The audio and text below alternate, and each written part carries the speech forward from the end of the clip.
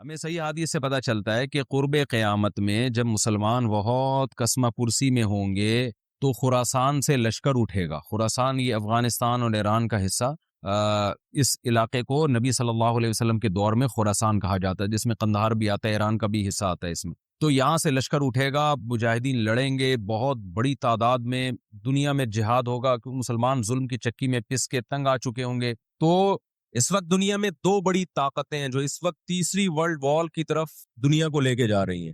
آپ کو پتا ہے پہلی جنگ عظیم میں کتنے لوگ ہلاک ہوئے، دوسری جنگ عظیم میں کتنے لوگ ہلاک ہوئے، اور اب جب تیسری جنگ عظیم ہوگی تو ہلاکتوں کا جو ریشو ہوگا، میں سمجھتا ہوں آدم علیہ السلام کے زمانے سے لے کر اب تک دنیا میں جتنی ہلاکتیں ہوئی ہیں وہ ایک طرف ترازو کے ایک پلڑے میں رکھتے ہیں آپ. اور یہ تیسری جنگ عظیم جو اسرائیل کی وجہ سے ہونے جا رہی ہے، اس میں جو ہلاکتیں ہوں گی وہ تمام ریکارڈ توڑ دیں گی، اور اس کا ذمہ دار برطانیہ، امریکہ اور اسرائیل ہوگا، جو دنیا میں سب سے زیادہ تہذیب کے ٹھیکے دار سمجھے جاتے ہیں. اس لیے میرے سامنے یہ نہ کیا کرو گورے کے اخلاق بہت اچھے ہوتے ہیں، تھینک یو سے بات شروع کرتا ہے، تھینک یو پہ ختم کرتا ہے. یہ ان کا تھینک یو قیامت کے دن ان کو خدا کے عذاب سے نہیں بچائے گا. ہمارا وہ شخص جو گالی سے بات شروع کر کے گالی پہ ختم کرتا ہے، خدا کی قسم ان سے اچھا ہے. وہ دنیا میں وہ ظلم اور بربریت نہیں کرتا جو یہ لوگ کر رہے ہیں. بہت آج نا ایٹیٹیوڈ، ان کے اخلاق، ان کی سڑکیں، ان کے روڈ. او بھائی دنیا کا خون چوس رہے ہیں یہ. اس اخلاق کا کیا کر رہے ہیں آپ نے؟ عراق میں جو بھوک سے بچوں کو مارا ہے وہ کس نے مارا ہے؟ مسلمانوں نے مارا ہے یا ان 27 اتحادیوں نے مارا ہے؟ وہ عراق اب تک اپنے پاؤں پہ کھڑا نہیں ہو پایا ہے. اس تباہی کا جو سینکڑوں بچے یونائٹڈ نیشن کی رپورٹ کے مطابق عراق میں بھوک سے مرے ہیں، ان کا ذمہ دار سعودی عرب ہے، پاکستان ہے، یا وہ 27 اتحادی ممالک ہیں جو سارے غیر مسلم کنٹریز ہیں جنہوں نے 27 ملکوں نے مل کے عراق پہ حملہ کیا تھا اور جھوٹا الزام لگایا کہ ان کے پاس کیمیکل ہتھیار ہے. اب بھی دنیا کو اگر ہوش نہیں آتا اور کفر کی حقیقت سمجھ میں نہیں آتی ہے، ہمارے لبرل اور سیکولر طبقے کو جو صبح و شام ان کے گن گاتے ہیں، تو پھر آپ کو اس کا اللہ کے سامنے حساب دینا پڑے گا. آج کے جو اخلاق ہیں نا دنیا میں، ان کی کیا ویلیو ہے؟ باپ پر 1 روپیہ خرچ نہیں کرنا، ماں کے لیے، ابا کے لیے اولڈ ہاؤس، اور اماں کے لیے کیا ہے؟ بولتے کیوں نہیں بھائی؟ اولڈ ہاؤس ہے. کبھی لڑتے نہیں ابا سے، کبھی لڑتے نہیں اماں سے. اس سے اچھا وہ بچہ ہے جو کبھی کبھار ابا سے لڑ بھی لیتا ہے، اماں سے لڑ بھی لیتا ہے، لیکن اسے پتا ہے کہ میں نے آخری دم تک ان بوڑھے ماں باپ کو اپنے سے جدا نہیں کرنا. وہ لڑکے توبہ استغفار کر لیتا ہے، وہ زیادہ بہتر ہے. دیکھنے میں یہ بدتمیز لگے گا آپ کو، خدا کی نظر میں اس کا مقام اس سے زیادہ ہے جو تمیز دار ہے. اس تمیز کا کرنا کیا ہے آپ نے؟ کہاں گئی وہ عالمی طاقتیں؟ کہاں گئے وہ تہذیب کے ٹھیکیدار جو ہمیں تہذیب سکھاتے ہیں؟ ساری دنیا ایک بات جانتی ہے کہ 18ویں 20ویں صدی سے پہلے مکمل فلسطین یہ کس کے پاس تھا؟ بولو بھائی. یہ عربوں کے پاس تھا، مسلمانوں کے پاس تھا، ایک عرب کنٹری تھا. کون سے لا اور کون سے قانون کے تحت اس کو یہودیوں کے حوالے کیا گیا؟ زیادہ لمبی بحث نہ کیا کریں، اسے ماضی کی طرف جاؤ. کون سے قانون کے تحت اس میں یہودیوں کو لا کے زبردستی بسایا گیا ہے؟ آج بہت سے لبرل لوگ، سیکولر لوگ، یا وہ مذہبی لوگ جو اصل میں ان کے دماغ میں سافٹ ویئر سیکولرزم ہی کے انسٹال ہوئے ہیں، انہوں نے لبادہ مذہب کا اڑا ہوا ہے. آج وہ بھی چھپے لفظوں میں اسرائیل کی حمایت کر رہے ہوتے ہیں کہ جی زمینیں تو فلسطینیوں نے بیچی تھی یہودیوں کو. آپ اگر اپنے ملک میں کسی کو زمین خریدنے دیتے ہو تو کیا اس کا یہ مطلب ہوتا ہے کہ کل وہ آپ کا باپ بن جائے؟ دنیا میں کہیں کسی کنٹری میں یہ لا ہے کیا؟ آپ نے اجازت دی اپنے پڑوس میں آ کے کسی شخص کو رہنے کی، کل اس نے آپ کے مکان پہ بھی قبضہ کر لیا، کل اس نے اپنی ریاست کا اعلان کر دیا. دنیا میں کہیں بھی اس بات کو تسلیم کیا جائے گا؟ دنیا میں 2 بڑی جنگیں ہو چکی ہیں، ان دونوں بڑی جنگوں میں کہیں بھی کسی مسلمان کا نام بولو نہیں آئے گا، کہیں بھی نہیں آئے گا کہ یہ کسی فلاں مسلم کی وجہ سے ہوئی ہے یہ جنگ. اور اب تیسری جنگ عظیم کی طرح، اور یہ جنگ ہوگی، یہ ذہن میں رکھے، کیونکہ فلسطینی کسی قیمت پہ بھی یہودیوں کا تسلط فلسطین میں برداشت نہیں کریں گے. They fight to die. وہ لڑ کس کے لیے رہے بھائی؟ بولو موت کے لیے. جو موت کے لیے لڑتا ہے اس کو تو زمین چاہیے ہی نہیں، اس کو اپنا فرض ادا کرنا ہے. بھائی نہیں ہو سکتا، یہ نہیں ہو سکتا. اگر آپ فلسطینیوں کو دبانے کی کوشش کرو گے کہ جنگ کے زور سے ہم ان کو دبا کے ان پہ تسلط قائم کر لیں، تو 60-70 سال سے زیادہ عرصہ ہو گیا جنگ کے ذریعے ان پہ کنٹرول کرنے کی. اب تک کنٹرول، یہ 60 سال کا عرصہ بہت ہوتا ہے. اور اس میں آپ یہ نہ دیکھیں کہ چند یہودی تھے، چند ہزار یا چند لاکھ، اس کے پیچھے بہت بڑی طاقت جس کو امریکہ کہا جاتا ہے، اس طاقت کا بھرپور استعمال، اس کی مکمل سپورٹ کے بغیر کے باوجود بھی اب تک فلسطین پر مکمل کنٹرول نہیں ہوا ہے۔ انہیں کیا مل رہا ہے ان فلسطینیوں کو بھائی؟ آج وہ اسرائیل کے سامنے ہتھیار ڈال دیں، اسرائیل ان کو نیشنلٹی بھی دے گا، اسرائیل وہ لگژری لائف ان کو دے گا جس کا میں اور آپ تصور بھی نہیں کر سکتے، وہ لگژری لائف دے گا ان کو، لیکن وہ کسی قیمت پہ بھی آمادہ نہیں ہو۔ تو افسوس ہمیں اس پر ہوتا ہے کہ جب ہم نیٹ پہ دیکھتے ہیں نا انڈیا ساتھ دے رہا ہے اسرائیل کا، اوپر سے کچھ بیان داغ دیتے ہیں تھوڑے سے فلسطینیوں کے حق میں تاکہ لوگوں کی تھوڑی سی ہمدردی ہمیں ملے، پس پردہ مکمل کس کو سپورٹ کر رہا ہے؟ اسرائیل کو۔ امریکن نیوز چینل بھی اوپر سے بیان دے دیتے ہیں فلسطین میں ظلم ہو رہا ہے، ہم نے اس کو روکنا ہے، مکمل سپورٹ کس کو کر رہا ہے؟ امریکہ، اسرائیل۔ اور برطانیہ تو ہے ہی اس فساد کی بنیاد رکھنے والا، رپورٹیں تو BBC بھی پیش کر رہا ہے فلسطینیوں کے حق میں، لیکن جو ریاست BBC کی مالک ہے وہ سپورٹ کس کو کر رہی ہے؟ اسرائیل۔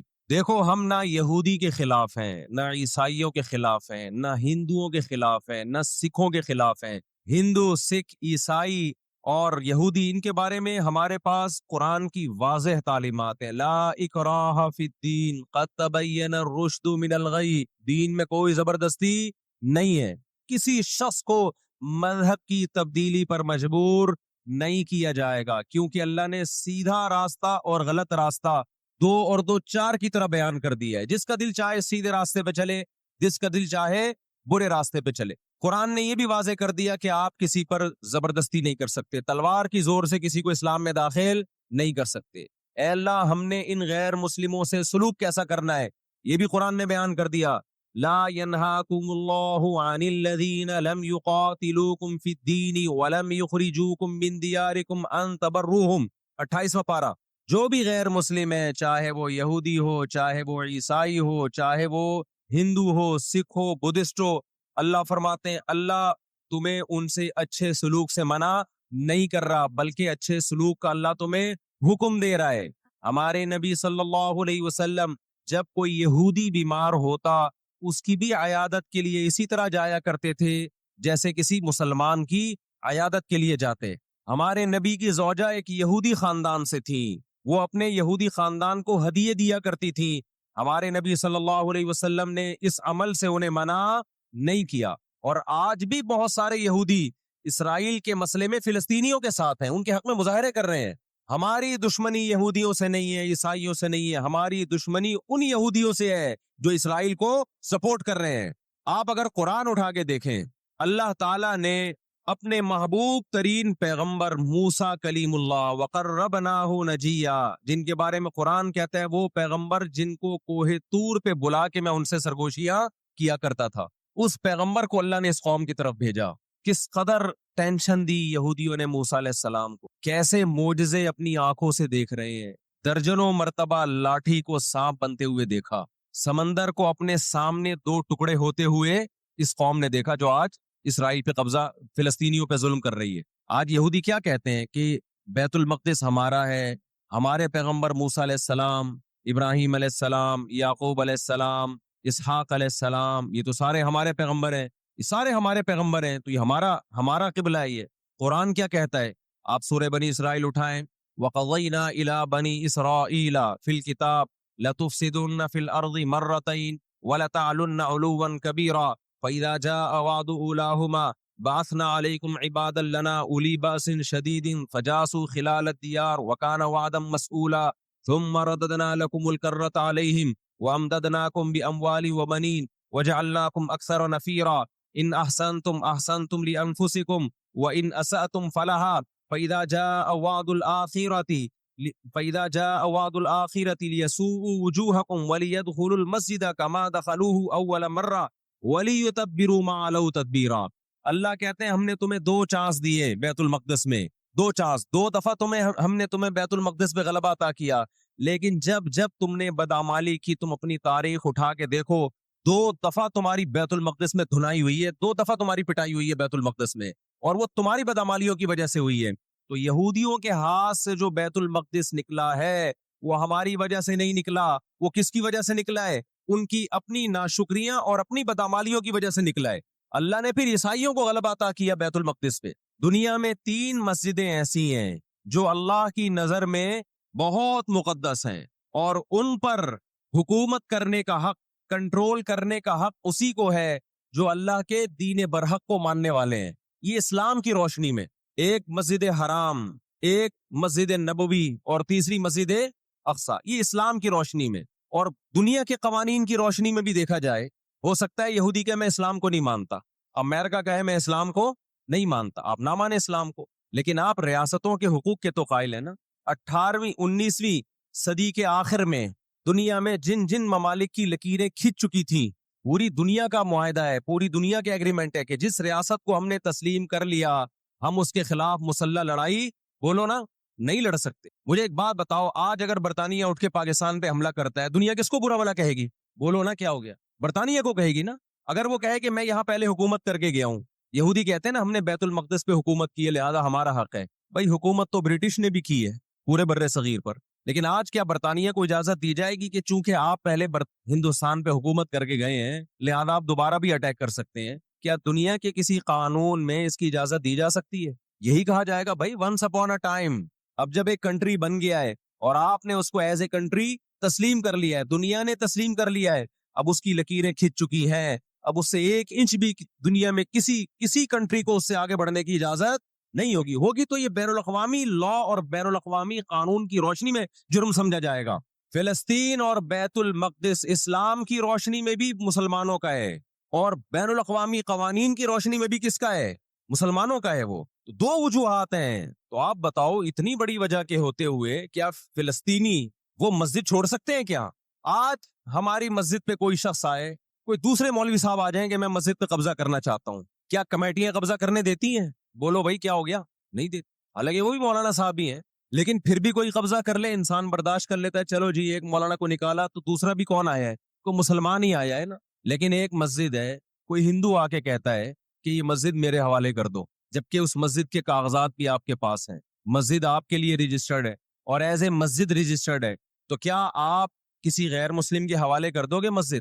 اس کا مطالبہ کرنا اللیگل بھی ہوگا اور اسلام کی روشنی میں ہمارے لیے اس کے حوالے اپنی مسجد کو کرنا یہ بہت بڑا جرم ہوگا، خدا کے سامنے جواب دے ہوں گے ہم۔ 20-22 سال کی بات ہے، میری ملاقات پاکستان میں کچھ فلسطینیوں سے ہوئی، ہم نے ان سے پوچھا کہ کیا کہانی ہے یہ فلسطین کے حالات کیا؟ انہوں نے کہا ہم کسی قیمت پہ بھی ایک انچ بھی یہودیوں کے حوالے نہیں چھوڑیں گے، لن نترک شبرا للذل، ذلت کے لیے ایک بالش بھی ہم ذلیل ہو کر ایک بالش زمین بھی ان کے حوالے نہیں کریں گے ہم۔ تو وہ تو کٹنے کے لیے تیار بیٹھا ہے بھائی، وہ تو کٹنے کے لیے تیار بیٹھا ہے۔ کسی نے بڑی پیاری بات کہی ہے، لوگ کہتے ہیں نا کہ ہم سب فلسطین جو ہے وہ یہودیوں کے کنٹرول میں ہے، بعض لوگ سادہ ہوتے ہیں بات بڑی گہری کہہ جاتے ہیں۔ اس نے کہا بات یہ ہے کہ صرف آزاد دنیا میں فلسطین ہی ہے، باقی چاہے وہ مسلم کنٹریز ہوں یا غیر مسلم سب کس کے کنٹرول میں ہے؟ بولتے کیوں نہیں؟ یہودی کے کنٹرول میں۔ آزاد تو صرف فلسطینی ہی ہے، وہ کنٹرول میں نہیں آیا ابھی، اگر وہ کنٹرول میں آیا ہوتا تو یہ جنگ نہ ہو رہی ہوتی ہے ابھی۔ کنٹرول میں تو ہم اور آپ ہیں میرے بھائی، اور آپ ان کے کنٹرول میں۔ 1 ارب سے زیادہ مسلمان ہیں، 1 ارب سے زیادہ، اور یہودی کتنا ہے؟ 1 کروڑ بھی میرا خیال ہے نہیں ہوگا، لیکن یہ 1 ارب سے زیادہ مسلمان کس کے کنٹرول میں ہیں؟ اور میں آپ کی اطلاع کے لیے عرض کروں، اس وقت اسرائیل امریکہ کا غلام نہیں ہے، خوب سمجھ لیں۔ امریکہ کی گچی کس نے پکڑی ہوئی ہے؟ اسرائیل نے پکڑی ہوئی ہے۔ اسرائیل انڈیا کا غلام نہیں ہے، انڈیا کی گچی پکڑی ہوئی ہے کس نے؟ گچی سمجھتے ہو؟ گچی یہاں سے پکڑ کے نا بندہ ہل نہ سکے، چھوٹا سا ملک ہے، سازشوں کی وجہ سے، طاقت کی وجہ سے نہیں، مکاریوں اور سازشوں کی وجہ سے دنیا کو کنٹرول میں کیا ہوا ہے۔ سازشیں کسے کہتے ہیں؟ ایک بہت طاقتور آدمی جو آپ کے کنٹرول میں نہ ہو، آپ اس کے کسی راز پہ مطلع ہو جائیں، اسے کسی برائی میں ڈالیں اور خفیہ ویڈیو بنا لیں آپ، اور بولیں جو میں کہہ رہا ہوں کرتا رہے ورنہ یہ ویڈیو لیک کر دوں گا۔ وہ انتہائی پاورفل آدمی بھی کنٹرول میں کس کے آ جائے گا؟ ایک انتہائی کمزور آدمی کے کنٹرول میں۔ یہودیوں پر ان کی بدعمالیوں کی وجہ سے قرآن کیا کہتا ہے؟ غربت علیہم الذلہ، انہوں نے پیغمبروں کو قتل کیا، انہوں نے موسیٰ علیہ السلام کو صرف ستایا نہیں، بے انتہا ستایا، اتنے سارے معجزے دیکھنے کے باوجود۔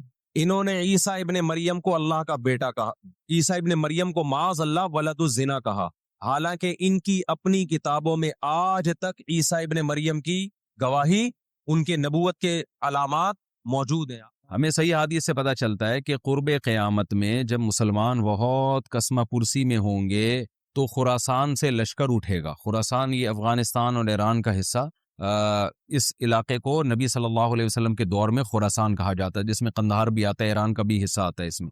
تو یہاں سے لشکر اٹھے گا، مجاہدین لڑیں گے بہت بڑی تعداد میں، دنیا میں جہاد ہوگا کہ مسلمان ظلم کی چکی میں پس کے تنگ آ چکے ہوں گے. تو تلاش کریں گے حضرت مہدی کو، کیونکہ حضرت مہدی وہ شخصیت ہیں جن پہ تمام نیک لوگ جمع ہو جائیں گے اور وہ مسلمانوں کی میدان جنگ میں کمانڈ کریں گے، جہاد میں کمانڈ کریں گے. تو ان کو بیت اللہ میں تلاش کیا جائے گا. وہ رسول اللہ صلی اللہ علیہ وسلم کی اولاد میں ہوں گے اور لوگ ان کو پہچان لیں گے، اہل اللہ پہچان کر ان کو اپنا امیر بنائیں گے اور ان کی قیادت میں پھر لڑائی اور جہاد شروع ہوگا. یاجوج ماجوج قیامت کی نشانیوں میں سے ایک بہت بڑی نشانی ہوگی، یعنی یہ اس بات کی علامت ہوگی کہ اب قیامت بہت قریب ہے. تو حضرت عیسیٰ ابن مریم علیہ السلام جب نازل ہوں گے، میں تھوڑی سی ترتیب بیان کر دیتا ہوں کہ کیونکہ بات یاجوج ماجوج کی چل رہی ہے تو اس سے منسلک جو واقعات ہیں جو اس دور میں ہوں گے وہ بھی میں اسی لیکچر کے ضمن میں بیان کر دیتا ہوں. وَكَانَ وَعْدُ رَبِّي حَقًّا، اور میرے رب کا وعدہ سچا ہے. وعدے سے مراد کیا ہے؟ دونوں مراد ہو سکتے ہیں، یا تو قیامت مراد ہو سکتی ہے کہ قیامت میں سب چیزیں ہی ٹوٹ جائیں گی، یا جو احادیث میں آیا ہے کہ جب یاجوج ماجوج قرب قیامت میں ظاہر ہوں گے تو وہ دیوار ختم ہو جائے گی، یا تو وہ مراد ہے. وَتَرَكْنَا بَعْضَهُمْ يَوْمَئِذٍ يَمُوجُ فِي بَعْضٍ، اور ہم ان میں سے بعض کو، یعنی جو یاجوج ماجوج ہیں ان میں سے بعض کو، یوم اذن، جس دن ایسا ہوگا، جس دن اللہ کا وعدہ آئے گا اور یہ دیوار ٹوٹے گی، یموج فی بعض، ہم ان کو ایسا کر دیں گے کہ یہ ایک دوسرے میں گھس رہے ہوں گے. یہ مضمون احادیث میں آیا ہے. دیکھیں قرآن میں اور احادیث صحیحہ میں جو یاجوج ماجوج اور اس دیوار کا ہمیں ملتا ہے نا، میں صرف اس کو آپ کے سامنے بیان کروں گا. باقی اس بارے میں ڈیٹیل میں آپ جائیں گے تو بہت کچھ آپ کو انٹرنیٹ پہ بھی مل جائے گا، مفسرین کی کتابوں میں بھی مل جائے گا، اور لوگوں کی اپنی اپنی تحقیقات ہیں، اپنے اپنے تبصرے ہیں. نہ میں ان تبصروں کو صحیح کہہ رہا ہوں نہ غلط کہہ رہا ہوں، کتابیں بھری ہوئی ہیں، وہ آپ جائیں پڑھیں اس کو. لیکن جتنی بات قرآن سے اور صحیح احادیث سے یاجوج ماجوج کے بارے میں ثابت ہوتی ہے، میں صرف اس کو آپ کے سامنے ابھی پیش کر رہا ہوں. پہلا عقیدہ تو یہ ثابت ہوتا ہے کہ یاجوج ماجوج ایک قوم ہے، انسان ہیں، وہ کوئی انسانوں کے علاوہ کوئی الگ مخلوق نہیں ہے، لیکن ہیں بڑے فسادی. دوسری بات، یہ بہت قدیم ہے. ذوالقرنین جب گئے تو اس سے پہلے کی یہ قوم ہے اور زمین میں پہلے سے فساد بچا رہی ہے، لیکن بہت زیادہ ان کی کثرت نہیں تھی جتنی کثرت قرب قیامت میں ہوگی، کیونکہ نسل ان کی بہت تیزی کے ساتھ بڑھ رہی ہے. تیسری بات یہ ہے کہ اللہ نے ان کو دنیا کے کسی حصے میں رکھ کے چھپا دیا ہے. چھپایا اس لیے ہے کہ ان کے ظاہر ہونے کا ایک ٹائم ہے، اور وہ ہے حضرت عیسیٰ علیہ الصلوۃ والسلام کا دور. حضرت عیسیٰ ابن مریم کے دور میں یاجوج ماجوج ظاہر ہوں گے. تو اسی کو آپ چوتھا پوائنٹ بھی کہہ سکتے ہیں. تیسرا پوائنٹ کیا ہو گیا کہ ان کو چھپا دیا گیا ہے. لہذا یہ جو لوگ کہتے ہیں نا یاجوج ماجوج دریافت ہو گئے ہیں، فلاں جگہ ہیں فلاں جگہ ہیں، تو بھائی ہمیں جب ایک چیز چھپا دی گئی ہے اور ایک ٹائم بتا دیا گیا ہے کہ اس ٹائم پہ ظاہر ہوں گے، تو اس سے پہلے وہ دریافت ہو ہی نہیں سکتے. پہلے دریافت ہو گئے تو اس کا مطلب نبی صلی اللہ علیہ وسلم کی گویا پیش گوئی غلط ہو گئی. تو جو جس کا ٹائم ہے اسی ٹائم پہ وہ ظاہر ہوں گے. چوتھی بات میں نے جیسے بتائی کہ حضرت عیسیٰ علیہ الصلوۃ والسلام کے دور میں وہ ظاہر ہوں گے. پانچویں بات، صحیح حدیث سے یہ بات ثابت ہے کہ یاجوج ماجوج وہ جو دیوار بنی تھی اس کو چاٹتے رہتے ہیں، ختم کرتے ہیں. اب چاٹنا کا جو لفظ حدیث میں ہے اس سے مراد زبان سے چاٹنا بھی ہو سکتا ہے، اور یہ کنایا بھی ہو سکتا ہے کہ اس کو ختم کرنے کی کوشش میں لگے ہوئے ہیں. اور ایسے چاٹنا، جب ہم کوئی چیز چاٹتے ہیں نا تو بہت تھوڑی تھوڑی وہ ختم ہوتی ہے. تو اتنی موٹی اتنی بڑی دیوار ہے کہ وہ انہوں نے اپنی اسٹرگل اور اپنی محنت نہیں چھوڑی ہے، تو وہ دیوار کو کسی نہ کسی طریقے سے گھسائی میں اس کے لگی رہتے ہیں. تو زبان سے بھی چاٹنا ہو سکتا ہے اور کسی اور طریقے سے اس کو ختم کرنے کی کوشش بھی مراد ہو سکتی ہے. اور حدیث میں آتا ہے کہ ایک دن آئے گا وہ جب ختم ہونے والی ہوتی ہے نا، تو وہ کہتے ہیں کہ ہم کل اس کو دوبارہ شروع کریں گے اور کل ہم اس کو ختم کر دیں گے. لیکن وہ اللہ تعالیٰ اپنی قدرت سے دوبارہ اس دیوار کو اتنا ہی موٹا کر دیتے ہیں جتنا ذوالقرنین نے کیا تھا. تو قرب قیامت میں جب حضرت عیسیٰ علیہ السلام کا ظہور ہوگا تو وہ یہ کہیں گے ہم انشاءاللہ اس کو کل ختم کریں گے. تو انشاءاللہ کا لفظ جب استعمال کریں گے، کیونکہ وہ قوم ہے کافر، وہ اللہ پہ اعتماد کرنا، اللہ پہ توکل کرنا یہ چیز نہیں ہے. جیسے کافر تو نہیں کہے گا نا اللہ نے چاہا تو وہ اللہ پہ یقین نہیں رکھتے. تو وہ جب اللہ کا نام لیں گے اور کہیں گے کہ اللہ نے چاہا تو ہم اس کو کل ختم کر دیں گے، تو پھر اس نام کی وجہ سے وہ دیوار ختم ہو جائے گی. اس کی مثال ایسے جیسے حدیث میں آتا ہے، پچھلی قوموں میں ایک نوجوان تھا جو جادوگر کے پاس بھی جاتا تھا اور راہب کے پاس بھی جاتا تھا، جس کا سورہ بروج میں تذکرہ ہے، والسماء ذات البروج میں. تو جب وہ نوجوان پکڑا گیا، وہ مسلمان ہو گیا تھا، بادشاہ نے اس کو بھیجا تھا جادوگر کے پاس کہ جادو سیکھے، لیکن وہ راہب کے پاس جاتا، عیسائیت سیکھی اس نے اور نیک مسلمان بن گیا. تو بادشاہ نے اس کو قتل کرنے کی حتی الامکان کوشش کی، مگر وہ قتل نہیں ہو پا رہا تھا. بادشاہ اس نے اس کو پہاڑ پہ بھیجا اپنے سپاہیوں کو لے کے کہ پہاڑ سے لے جا کے اس کو گرا دو، لیکن اللہ نے مدد کی کہ وہ سپاہی گر گیا، یہ بچ گیا۔ بادشاہ نے حکم دیا اس کو سمندر میں لے جا کے غرق کر دو، وہ سارے سپاہی غرق ہو گئے، یہ بچ گیا۔ تو کسی بھی طرح سے اس کی قتل کی کوششیں کامیاب نہیں ہو رہی تھی، تو اس نے بادشاہ سے کہا کہ تو اگر مجھے قتل کرنا چاہتا ہے نا تو چوک پہ کھڑا کر کے تیر مجھے مار اور کہے کہ بسم اللہ و ربی ھذا الغلام، اس نوجوان کے رب کے نام سے میں اس کو قتل کرتا ہوں۔ تو اللہ کا نام لے کے مجھے مارے گا تو میں قتل ہو جاؤں گا۔ نوجوان یہ قربانی اس لیے دے رہا تھا کہ بادشاہ جب پوری پبلک کے سامنے اللہ کا نام لے گا تو لوگوں کو یقین آ جائے گا کہ بھئی اللہ کا نام لینے سے تو کام ہو گیا، اور اللہ کا نام لیے بغیر کام نہیں ہو رہا تھا۔ تو جو بادشاہ اللہ کو مانتا نہیں تھا آج اس کو بھی اللہ کا نام لینا پڑا ہے۔ تو نوجوان نے یہ قربانی اس لیے دی کہ بادشاہ جب اللہ کا نام لے گا لوگوں کو اللہ کی ذات پہ یقین آئے گا اور لوگ مسلمان ہو جائیں گے، عیسائیت کو قبول کر لیں گے۔ تو اس نوجوان نے یہ قربانی دی اور بادشاہ نے اللہ کا نام لے کے جب تیر مارا تو وہ نوجوان شہید ہو گیا، اور لیکن پورا ملک مسلمان ہو گیا، عیسائیت قبول کر لی۔ اور سورہ بروج میں پھر اللہ نے ان کا تبصرہ کیا، ان کا واقعہ بیان کیا ان کے بارے میں کہ کیسے بادشاہ نے خندقیں کھود کھود کے پوری قوم کو جو ہے وہ جو دین سے پیچھے نہیں ہٹے ان کو کس طرح سے آگ میں پھینک دیا ان سب کو۔ تو اس سے پتہ چلتا ہے کہ کافر بھی بعض دفعہ جب اللہ کا نام لیتا ہے نا تو اس کو دنیاوی فائدہ ہو جاتا ہے۔ تو یاجوج ماجوج بھی تنگ آ کر پھر اللہ کا نام لیں گے اور کہیں گے اللہ نے چاہا تو ہم اس دیوار کو کل ختم کر دیں گے، اور بالآخر وہ دیوار ختم ہو جائے گی۔ پھر قرآن کے الفاظ ہیں آگے کہ جب یہ دیوار ختم ہوگی وَتَرَكْنَا بَعْضَهُمْ يَوْمَئِذٍ۔ اچھا میں بتا رہا تھا کہ حدیث سے کیا پوائنٹ پتہ چلتے ہیں، تو یہ 5 پوائنٹ ہو گئے۔ چھٹا پوائنٹ یہ کہ حضرت عیسیٰ ہی کے دور میں یہ کسی وبا کے ذریعے ہلاک ہو جائیں گے۔ حضرت عیسیٰ علیہ الصلوۃ والسلام اتنے زیادہ ہوں گے کہ ان سے لڑنا ممکن نہیں ہوگا، جیسے کہ قرآن میں بھی آ رہا ہے وَتَرَكْنَا بَعْضَهُمْ يَوْمَئِذٍ يَمُوجُ فِي بَعْضٍ، ہم ان میں سے بعض کو بعض کے اندر گھسا دیں گے۔ اتنی کثرت سے ایک دوسرے میں ہی، اب آبادی کی کثرت بہت ہوگی، ان کی گھسے ہوئے ہوں گے ایک دوسرے میں، یہ جیسے چیونٹی اور مکوڑے ہوتے ہیں، تو ان سے لڑنا ممکن نہیں ہوگا۔ تو حضرت عیسیٰ علیہ الصلوۃ والسلام لوگوں کو لے کے کوہ طور پہ چلے جائیں گے، اور باقی مسلمان وہ اپنے اپنے گھروں کے اندر بند ہو جائیں گے، اور پھر اللہ کی طرف سے ایک وبا آئے گی، اور اس وبا میں یہ سارے کے سارے ہلاک ہو جائیں گے۔ اور پھر جب ہلاک ہو جائیں گے تو اتنی زیادہ ان کی لاشیں زمین پہ ہوں گی، اتنی زیادہ کہ انسانی آبادی ان کی لاشوں سے متعفن ہونا اور بیمار ہونا شروع ہو جائے گی، ان کی لاشوں سے بدبو اٹھے گی، اور ظاہر ہے انسان ہوں گے یہ، تو اس کی وجہ سے جو زمین کا ماحول خراب ہوگا۔ پھر حضرت عیسیٰ علیہ الصلوۃ والسلام اللہ سے دعا مانگیں گے کہ اللہ تعالیٰ ان کو کسی طرح ٹھکانے لگائے، کوئی انتظام کرے۔ پھر حدیث میں آتا ہے بارشیں ہوں گی اور سیلاب آئیں گے، اور ان کی لاشیں بہہ بہہ کے پانیوں میں جا کے، سمندروں میں جا کے ختم ہو جائیں گی۔ اللہ تعالیٰ ان کو اس طرح سے ٹھکانے لگائے گا۔ تو یہ یہاں تک جتنے بھی مضامین ہیں یہ صحیح احادیث سے ثابت ہیں۔ تو قرآن کہتا ہے وَتَرَكْنَا بَعْضَهُمْ يَوْمَئِذٍ يَمُوجُ فِي بَعْضٍ، ہم ان میں سے بعض کو بعض میں چھوڑ دیں گے، بہت کثرت ہوگی۔ وَنُفِخَ فِي الصُّورِ، اور پھر سور پھونکا جائے گا۔ قرآن میں تو یہ کہ سور پھونکا جائے گا، ایسے لگ رہا ہے جیسے فوراً پھونکا جائے گا، مگر احادیث میں تفسیر ہے کہ فوراً نہیں پھونکا جائے گا۔ یاجوج ماجوج قیامت کی نشانیوں میں سے ایک بہت بڑی نشانی ہوگی، یعنی اس بات کی علامت ہوگی کہ اب قیامت بہت قریب ہے۔ تو حضرت عیسیٰ ابن مریم علیہ السلام جب نازل ہوں گے، میں تھوڑی سی ترتیب بیان کر دیتا ہوں کہ جو کیونکہ بات یاجوج ماجوج کی چل رہی ہے تو اس سے منسلک جو واقعات ہیں جو اس دور میں ہوں گے وہ بھی میں اسی لیکچر کے ضمن میں بیان کر دیتا ہوں۔ ہمیں صحیح حدیث سے یہ پتہ چلتا ہے کہ قرب قیامت میں جب مسلمان بہت کسمہ پرسی میں ہوں گے تو خراسان سے لشکر اٹھے گا۔ خراسان یہ افغانستان اور ایران کا حصہ، اس علاقے کو نبی صلی اللہ علیہ وسلم کے دور میں خراسان کہا جاتا ہے، جس میں قندھار بھی آتا ہے، ایران کا بھی حصہ آتا ہے اس میں۔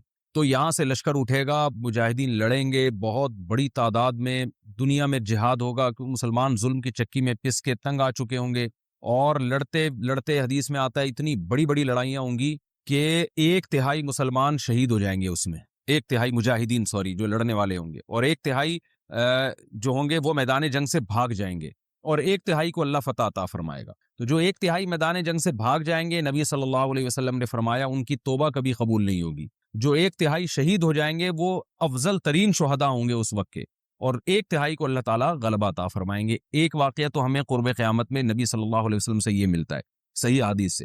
دوسرا ہمیں یہ ملتا ہے کہ قرب قیامت ہی میں مسلمان قسمہ پرسی کا شکار ہوں گے، تو تلاش کریں گے حضرت مہدی کو، کیونکہ حضرت مہدی وہ شخصیت ہیں جن پہ تمام نیک لوگ جمع ہو جائیں گے، اور وہ مسلمانوں کی میدان جنگ میں کمانڈ کریں گے، جہاد میں کمانڈ کریں گے۔ تو ان کو بیت اللہ میں تلاش کیا جائے گا، وہ رسول اللہ صلی اللہ علیہ وسلم کی اولاد میں ہوں گے، اور لوگ ان کو پہچان لیں گے، اہل اللہ پہچان کر ان کو اپنا امیر بنائیں گے، اور ان کی قیادت میں پھر لڑائی اور جہاد شروع ہوگا۔ اور یہ لڑائی جب دمشق میں لڑائی ہو رہی ہوگی تو دمشق میں عصر کی نماز کے وقت حضرت مہدی، میں نے جو یہ کہا کہ دمشق میں لڑائی ہو رہی ہوگی، مقصد یہ نہیں ہے کہ دمشق کوئی میدان جنگ بنا ہوا ہوگا، مقصد یہ ہے کہ وہ مجاہدین کا لشکر دمشق میں ہوگا عصر کی نماز کے وقت، لڑائی چاہے کسی اور میدان میں ہو رہی ہو، لیکن حدیث میں ہمیں دمشق کا تذکرہ ملتا ہے، تو دمشق میں حضرت شام کا تذکرہ ملتا ہے، اور جو قرائن ہمیں ملتے ہیں وہ دمشق کی ایک خاص مسجد ہے، وہ مسجد حضرت مفتی تقی عثمانی صاحب اور مفتی رفیع عثمانی صاحب نے اس کو ہائی لائٹ بھی کیا، لیکن وہ یقینی نہیں ہے، یہ خوب سمجھے، انہوں نے اس کا بھی تبصرہ کیا کہ اس کے بارے میں کوئی یقین نہیں ہے۔ تو حضرت مہدی عصر کی نماز پڑھا رہے ہوں گے، لوگ امامت میں آپ کے پیچھے کھڑے ہوں گے، یہاں تک کہ مسجد کے مینار پر، آج بھی وہ مینار موجود ہے جس کے بارے میں غالب گمان ہے کہ یہ وہ مینار ہے جہاں حضرت عیسیٰ علیہ السلام نازل ہوں گے، غالب گمان کے درجے میں کہا جا سکتا ہے، ورنہ پھر اسی کے اڑوس پڑوس میں کوئی مسجد ہوگی۔ میرا اگر شام جانا ہوا تو انشاءاللہ میں ارادہ ہے کہ میں ولاگ میں اس مسجد کا بھی تذکرہ کروں گا، اس جگہ کا بھی تذکرہ کروں گا، لیکن میں پہلے یہ بات بتا دوں کہ وہ 100% یقینی نہیں ہے، ایسا نہ ہو کہ اس مسجد کے مینار پہ چڑھ کے لوگ جو ہے وہ اس کے کوئی مینار کو ہی چاٹنا شروع کر دیں تبرک کے طور پہ۔ تو عصر کی نماز کا ٹائم ہوگا، حضرت عیسیٰ ابن مریم علیہ الصلوۃ والسلام فرشتوں کے کندھوں پہ ہاتھ رکھ کے نیچے اتریں گے نماز کے ٹائم پہ، یعنی آسمان سے مینار تک آئیں گے، اور پھر مینار سے آپ کے لیے سیڑھیاں لگائی جائیں گی، سیڑھیوں کے ذریعے مینار سے نیچے اتریں گے اور لوگ ان کو پہچان لیں گے، حضرت مہدی ان کو امامت کے لیے آگے کریں گے کہ آپ اللہ کے ایک پیغمبر ہیں، آپ نماز پڑھائیے، حضرت عیسیٰ علیہ السلام انہی کو آگے رکھیں گے، اور اس طرح کا مفہوم ہے حدیث میں کہ اللہ نے اس کام کے لیے آپ کو ہی منتخب کیا، کیا مطلب یہ امامت اس امت کا حق ہے، تو حضرت عیسیٰ ابن مریم علیہ الصلوۃ والسلام کا جو کام ہوگا وہ جہاد ہے، اور یہودیوں سے انتقام لینا، کیونکہ یہودیوں نے اپنے خیال میں حضرت عیسیٰ کو قتل کیا تھا، تو اللہ نے یہودیت ہی کے خاتمے کے لیے اور دجال کے خاتمے کے لیے عیسیٰ ابن مریم کو نازل کیا ہے۔ حضرت مہدی سے پہلے ہی دجال ظاہر ہو چکا ہوگا، دجال کے بارے میں حدیث میں آتا ہے کہ ہر پیغمبر نے اپنی امت کو دجال کے فتنے سے ڈرایا ہے۔ اچھا، یہ دجال ایک ایسی شخصیت ہے جس کا یہودی انتظار ہم سے زیادہ کر رہے ہیں، کیونکہ یہودی اس کو اپنے لیے نجات دہندہ سمجھتے ہیں، جبکہ حدیث میں آتا ہے کہ دجال کانا ہوگا اور اس کا خدائی کا دعویٰ ہوگا، اس کے پاس کچھ ایسی طاقتیں ہوں گی کہ مردے کو زندہ کر دے، زندہ کو مار دے، ایک طرف اس کے باغ ہوگا، ایک طرف اس کے آگ ہوگی، جو اس پر ایمان لائے گا اس کو باغ میں داخل کرے گا، اور جو اس پر ایمان نہیں لائے گا اس کو آگ میں داخل کرے گا، اور رسول اللہ صلی اللہ علیہ وسلم نے فرمایا اس کی جو آگ ہے حقیقت میں وہ جنت کا باغ ہوگا، اور اس کا جو باغ ہے حقیقت میں وہ جہنم کی آگ ہوگی۔ تو جو نبی کی باتوں پہ یقین کرتے ہیں وہ دجال کے فتنے سے محفوظ رہیں گے، اور حدیث میں سورہ کہف کی بھی تلاوت کا حکم ہے، جمعے کے دن جو کہف کی تلاوت کرتا ہے اللہ اس کو دجال کے فتنے سے محفوظ رکھتا ہے۔ اب آپ دیکھیں یہ سورہ کہف میں ہی قیامت کی علامات کا تذکرہ ہے نا، تو شاید اسی وجہ سے کیونکہ جو سورہ کہف پڑھتا رہے گا وہ یاجوج ماجوج کے واقعات بھی پڑھتا رہے گا اور اللہ کی قدرت کے واقعات بھی پڑھتا رہے گا، تو دجال کے فتنے سے اللہ اس کو اس برکت سے بچا کے رکھیں گے، فتنے سے محفوظ رکھیں گے۔ تو وہ ایسی طاقتیں دکھائے گا، بے وقوف لوگ اس پہ ایمان لے آئیں گے۔ حدیث میں آتا ہے کہ کانا کبھی بھی خدا نہیں ہو سکتا، یعنی اس کی تو ایک آنکھ ہوگی نہیں، لیکن بے وقوف لوگ اس کے یہ کچھ ظاہری کمالات دیکھیں گے، یہ نہیں دیکھیں گے کہ یہ تو شکل بھی اس کی اچھی نہیں ہے، یعنی خدا کم از کم جمال والا ہوتا ہے نا، یہ تو ہے بھی کانا، اور اس کے بڑا بڑا کافر بھی لکھا ہوا ہوگا واضح طور پر، جس سے پتہ چلے گا۔ لیکن احمق اور بیوقوف لوگ جیسے روحانی عامل کو کچھ شعبدے دیکھ کر ان پہ سے متاثر ہو جاتے ہیں نا، روحانی عاملوں کے شعبدے دیکھ کے، تو ایسے ہی دجال کے شعبدے دیکھ کے متاثر ہوں گے۔ تو بہت لوگوں کو، خلقت کو، بہت بڑی امت کو گمراہ کرے گا دجال، اہل اللہ کو اللہ تعالیٰ اس کے فتنے سے محفوظ رکھے گا۔ پھر حضرت عیسیٰ ابن مریم جب نازل ہوں گے تو وہ دجال کو قتل کریں گے، حدیث میں آتا ہے کہ نیزے کے ذریعے گھوڑے پہ بیٹھ کے قتل کریں گے۔ علماء نے اس حدیث کا دو مطلب بیان کیے ہیں، کہ یا تو اس کا مطلب یہی ہے کہ واقعی گھوڑے پہ بیٹھیں گے، نیزہ استعمال کریں گے، اور زمین جو ہے وہ اتنی پہلے اس سے جنگیں ہو چکی ہوں گی کہ لوگ دوبارہ تلواروں گھوڑوں کی طرف آ جائیں گے، اس بات کا امکان ہے، ہر ملک ایٹمی طاقت بن چکا ہے، تو اگر یہ ایٹم بم سارے ملک آپس میں چلا دیں تو ہم دوبارہ گدے گھوڑوں والی زندگی پر آ جائیں گے، ٹیکنالوجی ساری تباہ و برباد ہو جائے گی، انسان کی ترقی۔ تو اس بات کا بھی امکان ہے کہ کوئی اس سے پہلے ہو سکتا ہے کوئی ایسی جنگ عظیم ہو کہ انسانیت دوبارہ پہاڑوں پتھروں کے دور میں آ جائے، لیکن ظاہر یہ معلوم ہوتا ہے کہ رسول اللہ صلی اللہ علیہ وسلم نے جو کلام کیا ہے، ظاہر ہے اس دور کے لحاظ سے جو لوگوں کے جہاں تک جو لوگوں کی مینٹل اپروچ ہے وہاں تک، تو نبی صلی اللہ علیہ وسلم میزائل یا اور ٹینکوں کا تذکرہ کرتے تو کیا سمجھ میں آتا؟ تو گھوڑے سے مراد ہے جو اس زمانے کا گھوڑا ہوگا، اور نیزے سے مراد ہے اس زمانے کا جو اسلحہ ہوگا، کیونکہ نیزہ نبی کے دور کا ایک مناسب اسلحہ تھا اور گھوڑا نبی کے دور کی میدان جنگ کی ایک مناسب سواری تھی۔